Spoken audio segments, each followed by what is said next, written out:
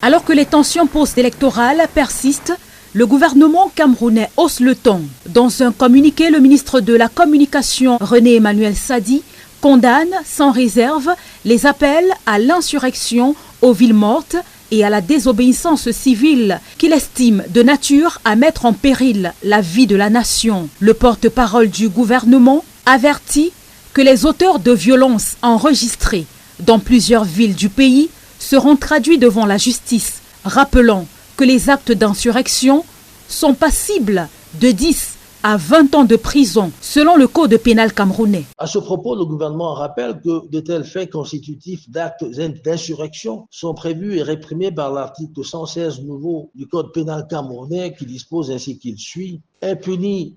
de l'emprisonnement de 10 à 20 ans, celui qui, dans un mouvement insurrectionnel, provoque, facilite le rassemblement des insurgés par quelque moyen que ce soit, empêche par quelque moyen que ce soit la convocation, la réunion ou l'exercice de la force publique ou s'en empare. Sur le plan diplomatique, Yaoundé met également en garde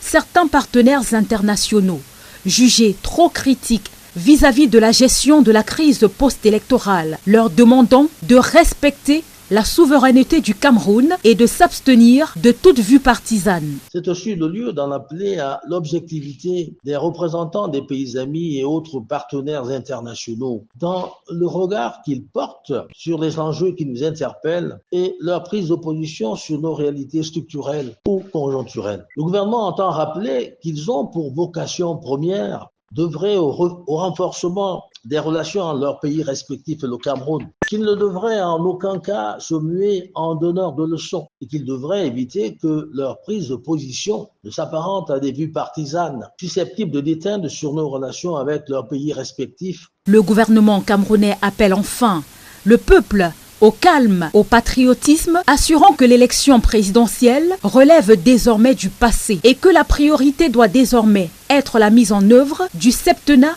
de Paul Biya, déclaré vainqueur avec 53,66% des voix par le Conseil constitutionnel le 27 octobre dernier. Reste que sur le terrain, la tension demeure palpable.